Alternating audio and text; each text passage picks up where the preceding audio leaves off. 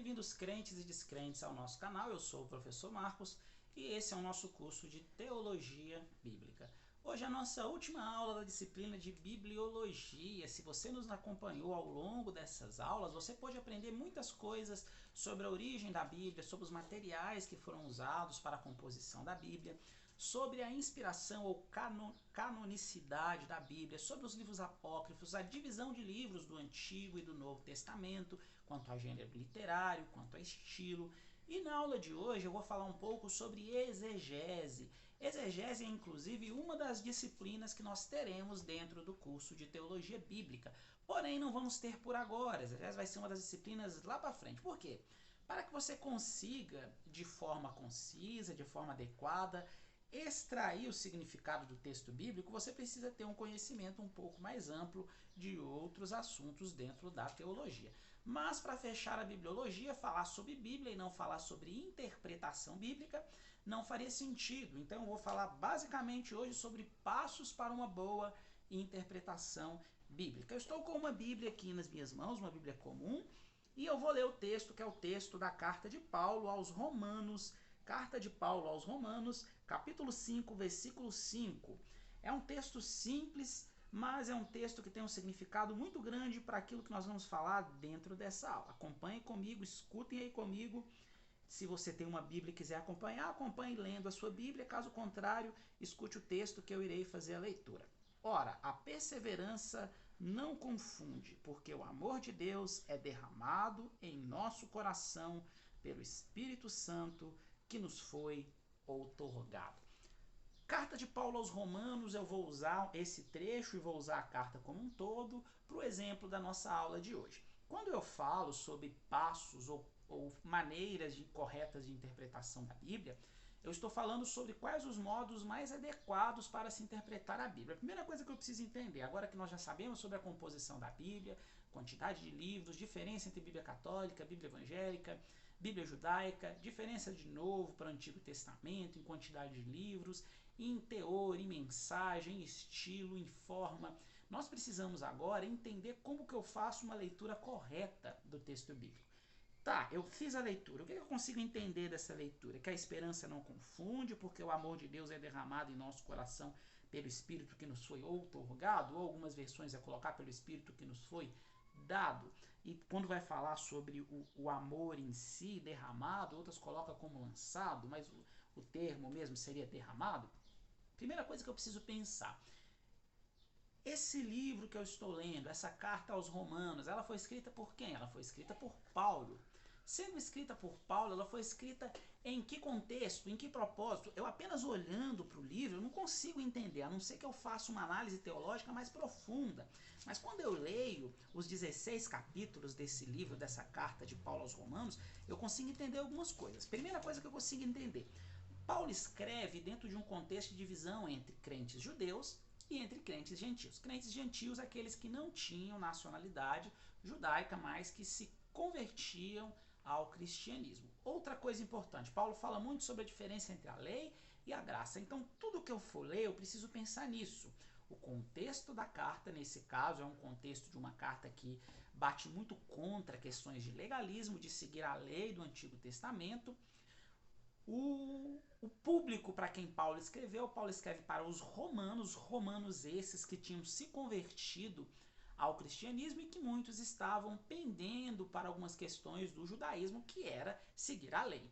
Então Paulo escreve para romanos, Paulo escreve para falar, para combater a questão de legalismo. Quando Paulo escreve isso e onde Paulo escreve isso? Quando a gente lê essa carta, nós não conseguimos interpretar muito bem.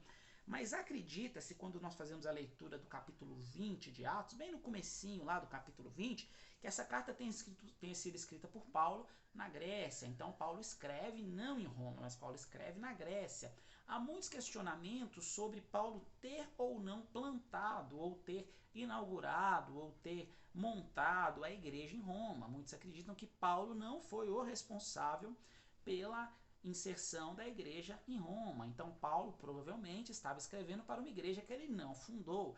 Todos esses contextos eles são importantes, o contexto histórico, o contexto geográfico, o contexto teológico, contexto teológico aqui nesse caso para bater contra o legalismo, o período que essa carta foi escrita, provavelmente ela foi escrita por volta do ano 54 depois de Cristo. E além disso, a gente precisa analisar o conteúdo do texto. Como nós lemos esse capítulo 5 e o versículo 5, eu vou destacar aqui um termo que não aparece para a gente com esse significado no português, que é o termo porque o amor de Deus é derramado em nosso coração. O amor ser derramado em nosso coração, o que a gente entende?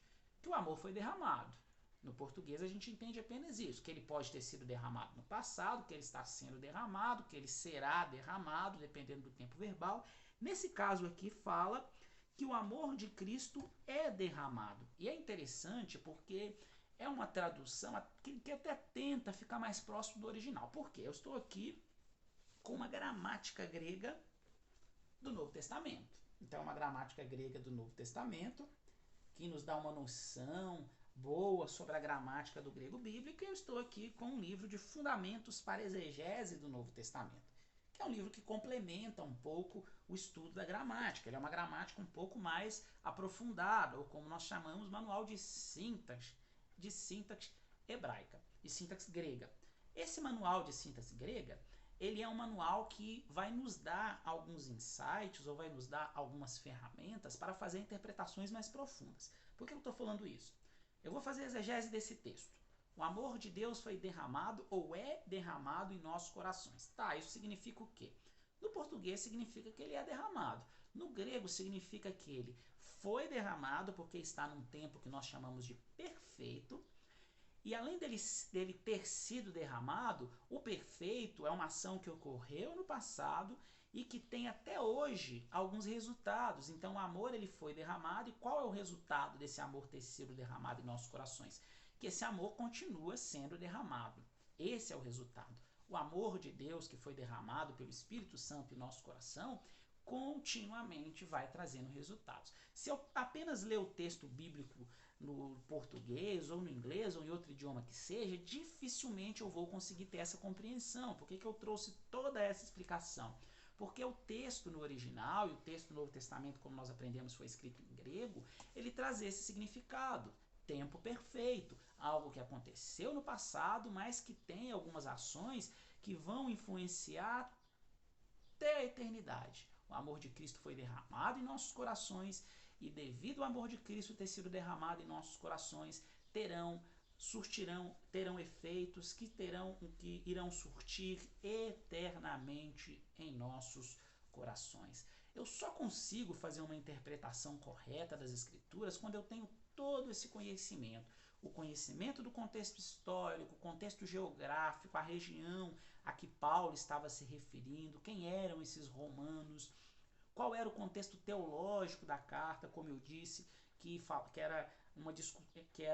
é uma carta direcionada a tentar dirimir um pouco os conflitos entre crentes judeus e crentes gentios, bater contra a questão do legalismo e contra alguns cristãos romanos que estavam tentando voltar aos ritos judaicos. Tudo isso eu aprendo quando eu estudo o contexto por trás de uma carta. E além disso, estudar o significado gramatical. Eu preciso ter um conhecimento de grego, ainda que não seja um conhecimento avançado, mas eu preciso ter um conhecimento, pelo menos para que eu consiga consultar materiais como esse, consultar uma gramática, para que através da consulta dessa gramática eu venha recordar o que é o tempo perfeito. E além disso, eu preciso ter uma Bíblia que não seja apenas no português, mas que no mínimo seja uma Bíblia interlinear. Eu já mostrei para vocês uma Bíblia interlinear em outras aulas, que é uma Bíblia que possua tanto o grego quanto o português. Essa foi a nossa disciplina de bibliologia. Olha quanta coisa interessante nós estudamos ao longo dessa disciplina. Aprendemos todo o contexto bíblico e aprendemos sobre a formação dos livros bíblicos, a diferença entre o livro apócrifo e o livro inspirado. Aprendemos sobre algumas versões e traduções bíblicas, e na aula de hoje eu dei aí uma palhinha para vocês sobre o que nós vamos aprender um pouco lá na frente na disciplina de exegese, alguns passos básicos para a interpretação da Bíblia. A nossa próxima disciplina nós vamos estudar Cristologia. Então aguardo vocês, chama aí os seus amigos, se inscreva, compartilhe esse vídeo e até lá!